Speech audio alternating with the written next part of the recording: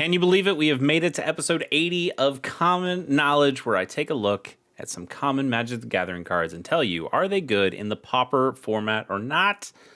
Oh, I'm so excited. Let's start with our first card. It is Petals of Insight. It is 4 and a blue, and it's originally from Champions of Kamigawa, although it was uncommon there. It's been downshifted. Imagine...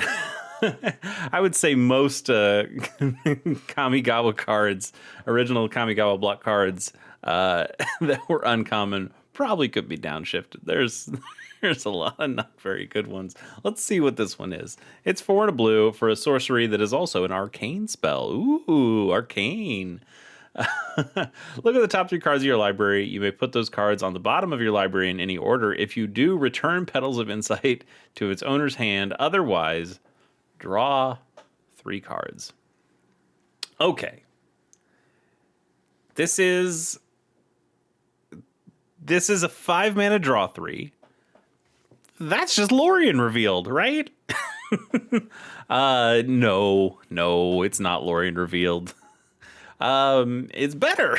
It's actually better. You get to look at the top 3 cards. If you don't like them, you put it on the bottom. You get to return this to your hand. So it's actually like a 5-mana draw nothing. This is real bad. And, it doesn't island cycle, which, of course, is the big reason why Lorien Revealed is such a great card. This is really not good. It is really not good. And I think, well, I love Kamigawa, though, no, absolutely not. This is like a 1.2, and probably not even that. Let's keep going. To Bant Panorama, fun to say. It's a land. It taps for colorless, and you can also pay 1 and tap and sacrifice this land to search your library for a basic forest, plains, or island card. You put it onto the battlefield tapped, and then you shuffle. Originally from Shards of Alara.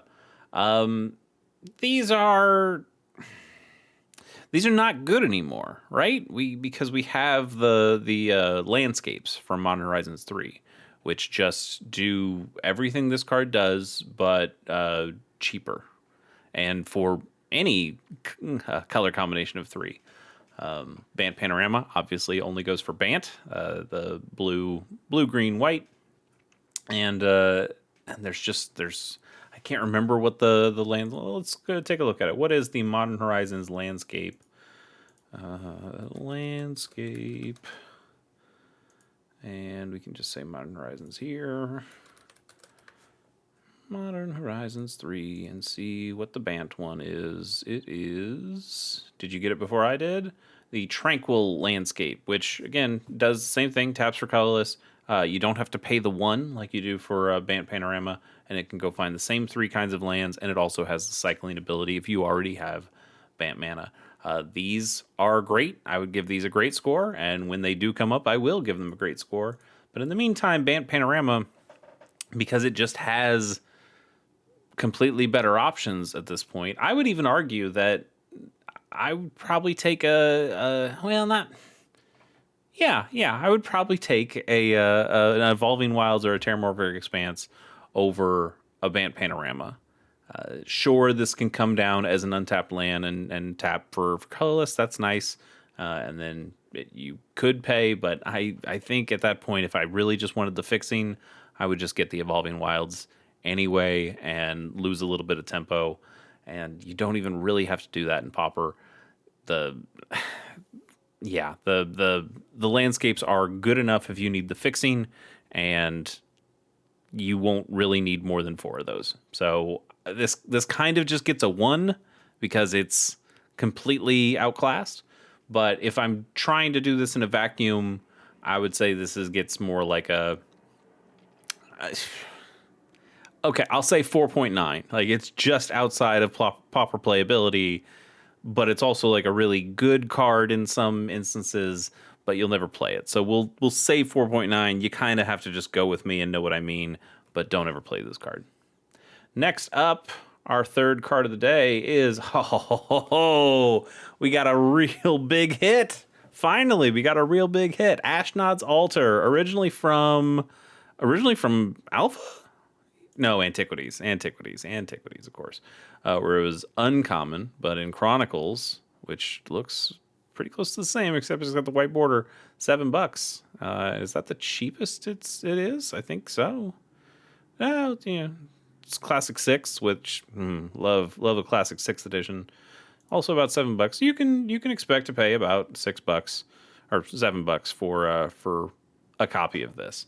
I would probably go with that Chronicles version though, because that is one actually actually common. I like getting the ones that are actually common, and also just looks nice. Look at that card. Look at that card. Let's get back to the original one here. Yep. Ashnod's Altar is 3 colorless mana for an artifact. You can sacrifice a creature, and you add 2 colorless. Damn, that's good. That is some incredible ramp right there. There are so many combos with this, both of the infinite variety or just the incredible value variety. You'll see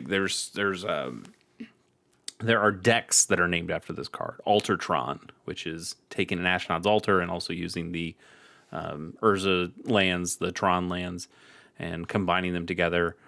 There's ways of looping Mirror Retrievers, and you sacrifice one and you get one back, and you sacrifice the other one and you get that other one back, and you can just keep, because Mirror Retriever only costs 2 mana, you just can keep looping them. So if you have a way, like a Packdoll Terror or something like that, or Impact Tremor, something that just allows you to deal damage for entering the battlefield or something like that, artifact getting sacrificed, you lose a life. I guess that guy, that Mirrodin guy, he's banned in Pauper, probably because of this.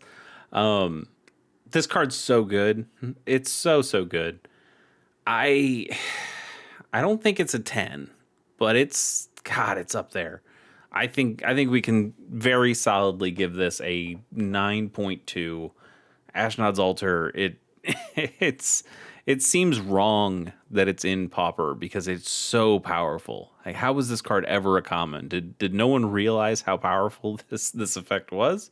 And the answer is, back in the day when this card first came out, it wasn't that good. Like, it was because of the way that the format was structured, the landscape of the format with the other cards that was around it. It was fine. Like, yeah, it could help you ramp up to a bigger creature, but creatures back in the day were all not the best things, not the best spells you could be playing, and so this wasn't really all that amazing. But as we've gone on and gotten more and more cards that do more and more things, you're able to find combos with this thing, and this thing combos so easily and so powerfully. It's God, what a card. What a card.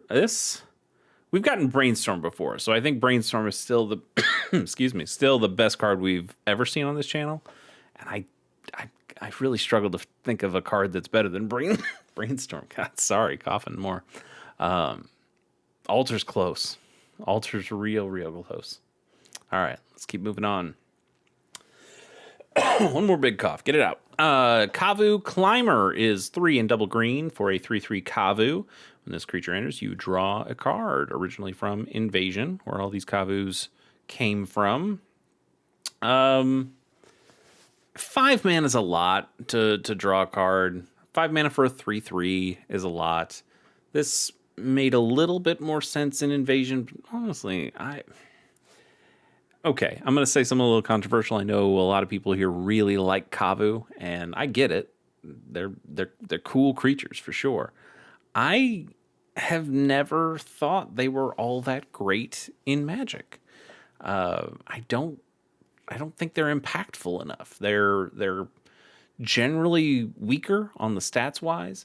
They feel like they're a little overcosted for what they do, and I think this Kavu Climber is a really prime example. Like, 5 mana for a 3/3 that draws you a card is nice, but I wouldn't say it's necessarily good. I could be way off, but this is just the way I feel. I've never been a Kavu guy, and I'm sorry for that. So I'm not going to give this a great score. I'm going to give this a like a 2.3. And I'm not 100% sure it even deserves that much, but sorry. Sorry to burst your Kavu bubble right there. Let's move on to another, yes, Champions of Kamigawa card. It's Gibbering Kami for 3 and a black. God, you talk about Kavu being overcosted. Let's talk about this. So 3 and a black for a 2/2 flying spirit. It's got Soul Shift 3. So when this creature dies, you may return a target spirit card with mana value 3 or less from your graveyard to your hand. That's just not that great, right? You know how we were talking about the mirror retrievers that allow them to just keep returning each one back to its hand from the graveyard. They they didn't allow you to do it with these. That was a Mirrodin card, so I guess this is Kamigawa. This is after that, so maybe they realized that was too powerful. Because you can only soul shift 3, and this thing costs 4, so you'll never be able to soul shift for this guy again. You'll have to find a different, cheaper spirit to get back. It's not very good. You've gotta go heavy into spirits, and there are spirits that can be played. I have a Kamigawa Pauper deck. It is not very good. It plays spirits. It's red green, which I think are the best colors that you could possibly get for a spirit focused Pauper deck that only plays Kamigawa block cards. It's really not a very good deck. It's just for fun.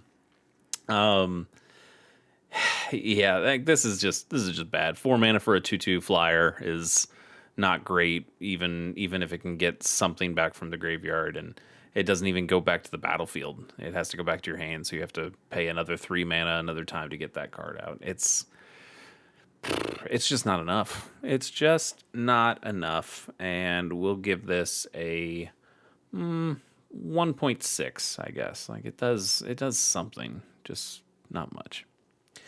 Next, Flight. Have we done Flight? I'm almost positive we have done Flight because I've talked about how cool this Zebra is. Flight's a great card. Not really for Pauper, but it is just a great card generally. Let's go ahead and skip it and get to Sonic Seizure. Okay. Red mana for an instant. As an additional cost to cast a spell, you discard a card at random. Uh-oh. And Sonic Seizure deals 3 damage to any target. So, it's a lightning bolt. It is. It's kind of the closest thing to lightning bolt I've seen that's not lightning bolt, and yet completely unplayable. If this was discard a card, I think you'd see this get played all the time. But it's not.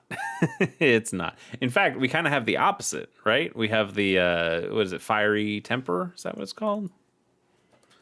Fiery Temper. Yeah, there you go.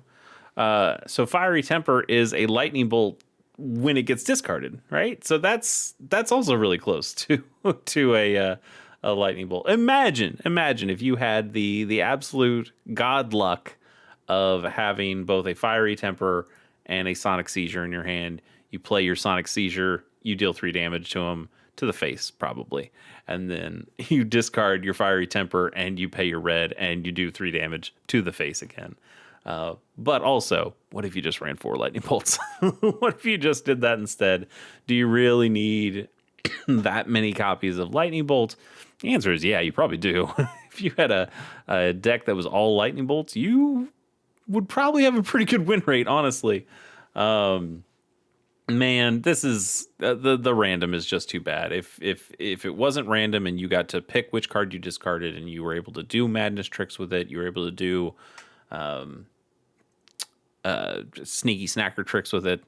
I think that would be. I think we'd be closer. I think we'd be real close. That would be like a really good Pauper card that people would play, and you just can't do that when it's at random. Randomness is going to screw you up too many times. You're not going to have enough cards that will have madness. You'll throw away a land that you really needed. You'll throw away a creature that you really needed, and you won't be able to execute your game plan. I would just avoid this. The randomness also almost makes me just want to say 1 and move on. But I think if you did play this, you'd still get some value out of it. And so I guess I can give it like a 1.9. It is still 3 damage to the face. but you also have to have another card in hand because it's an additional cost. Yeah, yeah. Even if it just said not an additional cost, but when you played this, you did 3 damage, and then you discarded a card. So if this was the only card in your hand, you could still play it. Yeah, okay. Even if it's a discard a card at random, and so if it was the last one in your hand, I think it probably would get a little play. But as it's written here, it just has too many drawbacks. So not good. Not good. Lamplighter of Sell Off. Sell Off, we're going to say. It's 4 and a blue for a 3/5 zombie horror.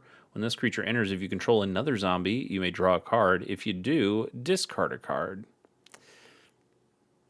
Man, that doesn't seem all that good, right? I mean, we have imagine this. You have Fairy Miscreant, which is a 1/1 for 1, and if it enters, if you control another Fairy Miscreant, you just draw a card for 1 mana. So 1 mana potentially draw a card.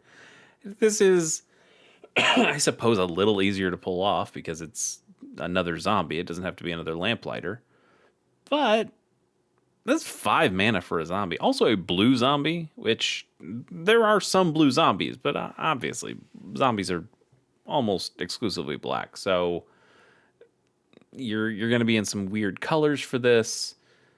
Even once it's down, it's just a vanilla 3/5 at that point. 3/5 is a pretty good stat line. Not necessarily for 5 mana, but 3/5 is an interesting stat line that can block a decent amount of stuff. But if you control another zombie, you get to loot. And I think for 5 mana and this body, let me draw the card. Like I've jumped through enough hoops already. Just let me get the card. Why would I want to discard one? I don't really like this at all. The best thing about this card is the art. And let's go ahead and give it a... I'll give it a 2, I guess. I really don't like it, though. Deny Existence is 2 and a blue for an instant counter target creature spell. If that spell is countered this way, exile it instead of putting it into its owner's graveyard. Interesting. Creature counter spells are not really played all that often in Pauper, and I don't necessarily know why.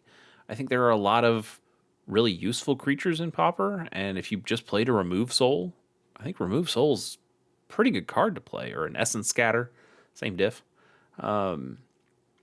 They get played a little bit, but probably not as much as I think they should, considering how many impactful creatures there are in Pauper. Paying an extra mana to exile that card... I mean, exile's nice. It can take care of any creature with like Unearth.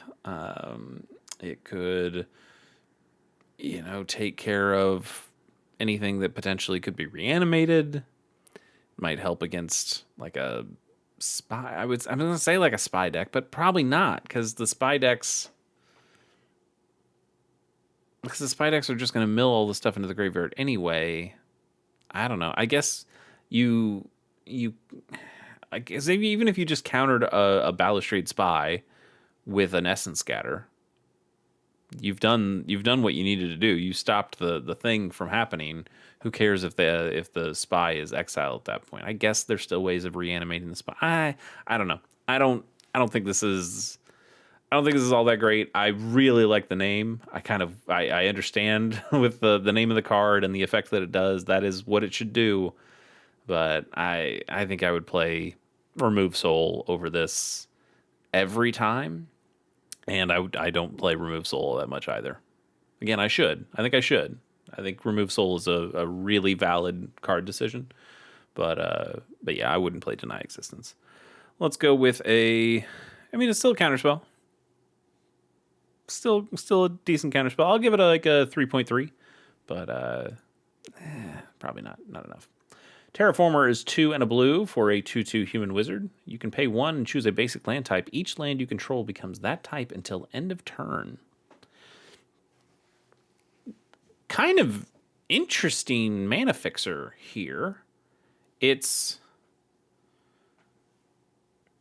That is interesting, because you could pre-tap some lands and put the color that you need in your mana pool, and then spend another mana to make the rest of your lands a different color, so then you can get the other colors that you need. That's all right. Or just 1 mana to change all of your lands into whatever you need them to be for that turn. I could kind of almost see that working.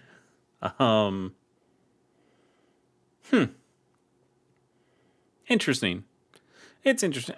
The problem is it's a 3 mana 2/2, and you're still funneling a lot of mana into this to get some fixing, and even the fixing can not exactly fix you because it screws you from the other colors that you might need. And if you're kind of trying to spend it twice, like I mentioned, to get other kinds of fixing in there, then you're spending a lot of mana to do that. It's not great, but it's interesting. It's really interesting compared to a lot of the other cards that I've seen that are just bad. And this one is not great, but at least it's not great in a cool, funky way, and I can respect that. I can respect a cool, funky kind of bad card, and I'll give this a 2.5 for its trouble. Interesting card. This is our last. I think this is our last one officially of the day. It is Pincher Beetles for 2 and a green. You get a 3/1 insect with Shroud. That's it. That's it. Just a 3/1 creature, originally from Tempest, where it Shroud was not an ability name then, so it just said it can't be the target's spell or abilities. And interestingly, it's kept the same art the whole time. You don't see that super often. This is too much, right? Three mana for a 3/1. You know, what deck really wants to play? What deck really wants to play this, right? You got your Bogles decks that want your creature to have hexproof. Shroud doesn't help them because you can't put your auras and things on top of it. You can't buff this thing up at all. You can't use combat tricks on it that way. I mean, you could do like Anthem style effects and get a little boost there. But yeah, that 1 toughness really hurts it, because just anything the opponent has just blocks. And yeah, the best thing this thing can do is trade, but it costs 3 mana. That's a really expensive trade. Like, would you rather play this for 3 mana, or would you rather play like a Fang of Shigeki, Fang of Shigeki, or an Ankle Biter, or any of those 1/1 Death Touch guys? Because they basically do the same thing as this, but they cost 3 times as less. I don't like it. I don't like it. Maybe in the Tempest days, this I cannot get rid of this cough. Maybe in the Tempest days, this did a little bit more. These days, I don't think so. I will give this a 1.1. Yeah, well, no, I can give it a little bit better than that. I'll give it a 1.3. I am going to do a bonus card, even though my my cough says I really shouldn't. But hey, we got paid off with another Kamigawa card, this time from Neon Dynasty, so it might be a little bit better. Crackling Emergence is 1 in a red for an enchantment aura that enchants a land you control. Enchanted land is a 3/3 red spirit creature with haste. It's still a land. If enchanted land would be destroyed, instead sacrifice this aura, and that land gains indestructible until end of turn. Interesting. Interesting. We have a lot. There's so many of those artifact lands that are indestructible. All the bridges. You slap one of these on there, and now you've got a creature that's indestructible. That's pretty good. And even if you put this on a normal land, like it says, if that land was destroyed, just the aura goes away. You get to keep the actual land. You still have to worry about exile kind of effects, but you have to worry about that when you play the bridges anyway, because they're artifacts that can be potentially exiled. I don't think this is that bad. I know in original Kamigawa we had a cycle that did these, like the Genju, right? Not Genji, Genju, like Genju of the Fens and stuff. Yeah, Genju of the Fens. So we had a cycle of these And we had this rare one that was all 5 colors. And these are these all uncommon? Yeah, these are all uncommon. Interesting. So I wonder, did we get? God, now I need to know. Now I need to know. How about we go to auras? Did we get another cycle of these, or was it just that one to kind of pay lip service to it? Pauper and Neon Dynasty. What do we got? What do we have? Because if they're in like blue and black, I could use that. But I have a feeling it was only the one in red. Yeah, there's our Crackling Emergence. Creature, this enchants a land, but that just ramps you. Yeah, okay, it's just the one. That's disappointing. Oh, no. Harmonious Emergence does that too. That's true. Channel land, it becomes a 4/5 green spirit with vigilance and haste. Okay, still not in the colors that I need. I need it to be blue and black for my purposes. Maybe this was a cycle, they just weren't all common. I suppose what I should have done instead, and can do now, is say enchant land. But I have to get rid of the pauper part. That's right. Still that. So, all right. Red and green only. You can do this in Jund. Like, this is this the worst thing you could do in a Jund Wildfire? You just make a land into a 4/5 with vigilance and haste, and it's one of your bridges, so it's indestructible. 4/5 indestructible, or even the 3/3. I don't know, man. That's really interesting. Really. We talk about auras as something that's a little sketchy to play because they can remove the creature before the aura gets on them, but that doesn't happen nearly as often with lands, and certainly not at instant speed. How many instant speed remove a land cards can you think of?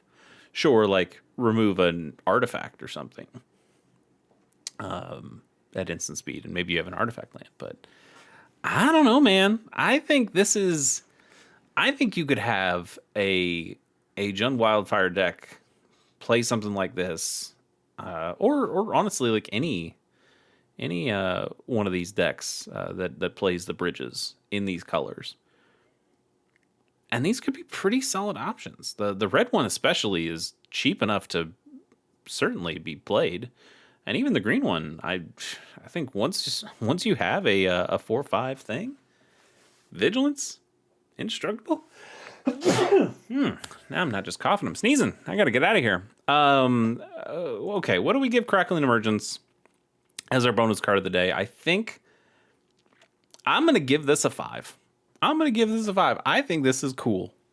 And I might need to go back through my bulk and find copies of this card. I know I've opened enough Kamigawa Neon Dynasty that I probably have a couple of copies of this. I just went through all of my red cards, even the bulk red cards today, to look for a different card. Damn. Yeah, dude, I like this. I don't know what to tell you. I think this is a cool card. What an interesting one to end on. We got a pretty cool show. Episode here where we got Ashnod's Altar, big card. Plus we got this funky thing. There you go. And a lot of Kamigawa cards generally, which I always love, even when they're bad. Anyway, join me for the next one. We'll see you then.